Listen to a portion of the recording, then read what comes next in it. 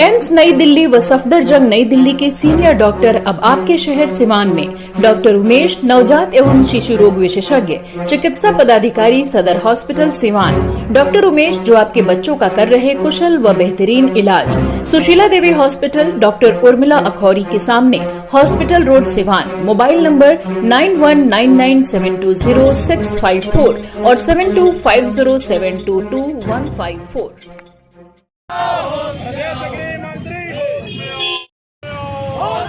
आज हम लोग आयशा की तरफ से, छात्र संगठन की तरफ से देशव्यापी अमित शाह का पुतला दान किए हैं।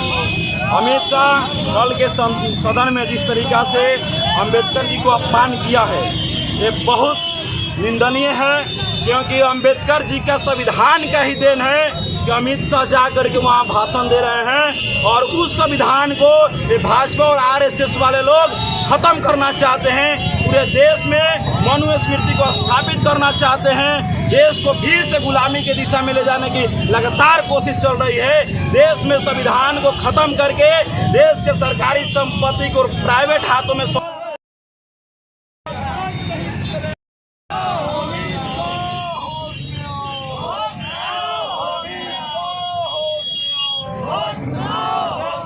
आज हम लोग आयशा की तरफ से, छात्र संगठन की तरफ से देशव्यापी अमित शाह का पुतला दान किए हैं।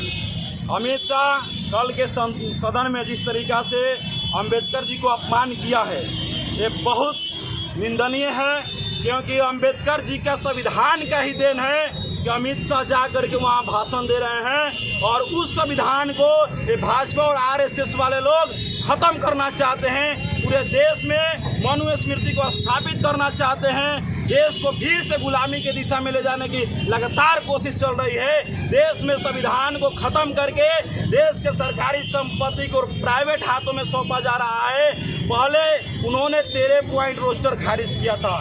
13 पॉइंट रोस्टर के बाद उन्होंने SC/ST एक्ट में छेड़खानी की थी। पूरे देश में आंदोलन हुआ। उनको लगा कि एक एक कानून को हम खत्म करके देश का संविधान को नहीं बदल सकते हैं, इसलिए उन्होंने पूरे देश में प्राइवेट हाथों में कंपनियों को सरकारी संपत्ति को सौंपने का काम किया और आज सदन में बाबा साहब को अपमानित किया जा रहा है। ये घोर निंदनीय है। जो देश संचालित करने के लिए जिसने संविधान लिखा, उन्हीं संविधान निर्माताओं का अपमान बहुत निंदनीय घटना है। अपना पूरा नाम बता दीजिए। विकास यादव, आयशा राष्ट्रीय परिषद सदस्य सिवान। किया गया है आज आयशा के द्वारा और भाकपा माले के द्वारा संयुक्त रूप से जेपी चौक पे अमित शाह जी का पुतला फूंका जा रहा है।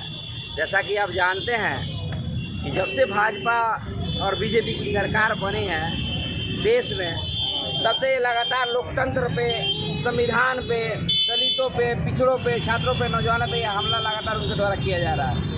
और आप देख सकते हैं कि संसद में, जो कि राजनीति का एक मंदिर कहा जाता है, और उसमें संविधान की समझिए तो एक ग्रंथ के जैसा पूजा जाता है, माना जाता है, और उस संविधान पे ये कटाक्ष करते हैं और कहते हैं कि संविधान एक फैशन का चीज़ बन गया है। तो मैं अमित शाह जी से और तमाम भाजपा के लोगों से मैं एक बात कहना चाहता हूँ, ये संविधान फैशन नहीं, पूरे देशवासियों का पैशन है, जुनून है, क्योंकि अब जानते हैं कि यही संविधान है कि आज गरीबों को, दलितों को, पिछड़ों को आज बैठने का, खटिया पे बैठने का अधिकार, पानी पीने का अधिकार, मंदिरों में छुआ-छूत किए उसका अधिकार, समाज में तमाम तरीके का उत्पीड़न किया जाता था।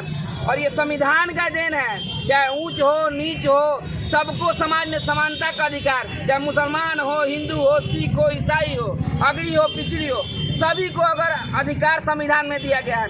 कोई व्यक्ति ये नहीं कहा जा सकता कि हमारे साथ किसी भी तरह का भेदभाव संविधान में लिखा हुआ है। लेकिन उस संविधान के साथ ये लोग भेदभाव कर रहे हैं। ये लोग मनुस्मृति लागू करना चाहते हैं। इस मनुस्मृति में गरीबों को, दलितों को प्रताड़ित करने का काम किया जाएगा। और ये संविधान को लगातार टारगेट इसलिए करते हैं कि संविधान से इनकी जल रही है, संविधान से ये बौखलाए हुए हैं कि इस संविधान में गरीबों को, दलितों को, पिछड़ों को समानता का अधिकार दिया गया। ये हमेशा से ये चाहते हैं कि समाज में गरीबों को, दलितों को, पिछड़ों को समानता का अधिकार नहीं मिले, इसीलिए ये लोग संविधान को बदलने की साजिश कर रहे हैं।